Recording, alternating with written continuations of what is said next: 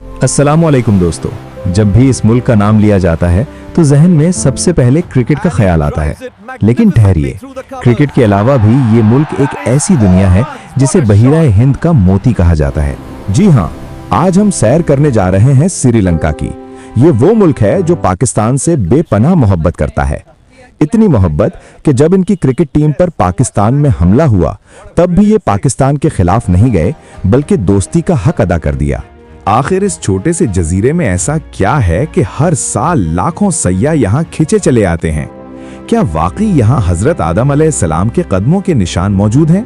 और पाकिस्तान के साथ इसकी दोस्ती की असल वजह क्या है? ये सब और बहुत कुछ जानेंगे आज की इस दिलचस्प वीडियो में। दोस्तों, इस मुल्क का ऑफिशियल नाम democratic socialist Republic of Sri Lanka है। लेकिन क्या आप जानते हैं कि इसे ये नाम कब मिला? 1972 से पहले इसे दुनिया सीलोन के नाम से जानती थी, जो ब्रिटिश दौर की निशानी थी, और उससे भी पहले पुर्तगाली इसे सियालो कहते थे।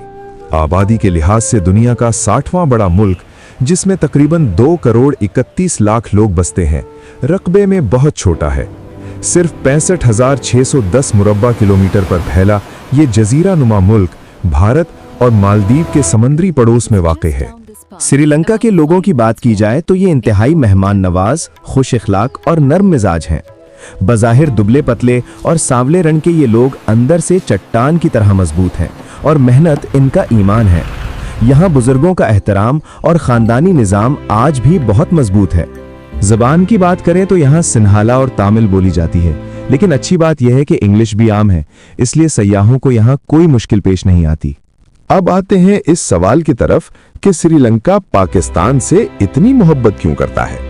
इसका जवाब तारीख के खूनी औराक में छुपा है।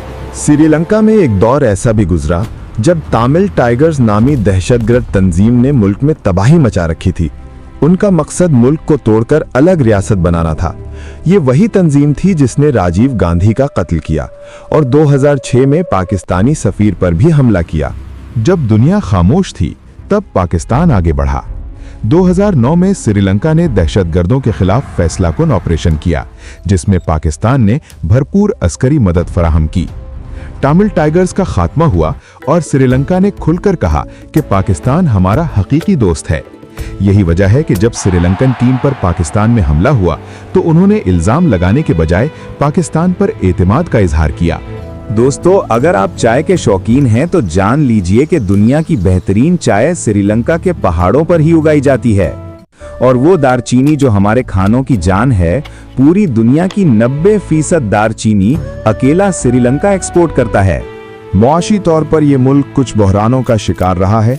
यहाँ की करेंसी श्रीलंकन रुपया है और फी का सालाना आमदनी तकरीबन $3800 है। चलिए अब चलते हैं श्रीलंका की सैर पर।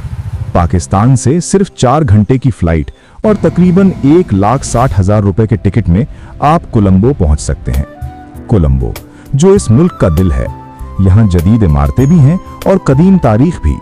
यहाँ की सबसे मशहूर जामिया उल अफर सुर्ख मस्जिद है, जिसे इंडियन मुसलमानों ने तामीर करवाया था।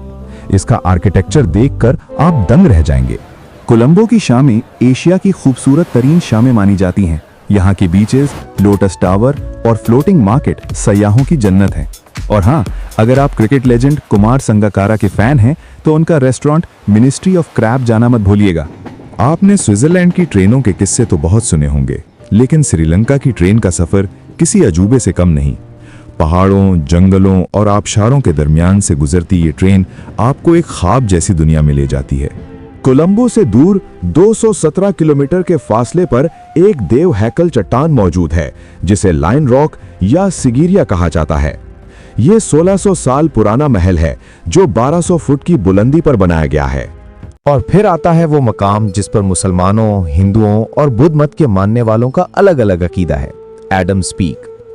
मुसलमानों का मानना है कि यहाँ हजरत आदम अलैहिस्सलाम का पहला कदम मुबारक जमीन पर लगा, जबकि हिंदू उसे भगवान शिव और बुद्ध मत इसे महात्मा बुद्ध का निशान मानते हैं।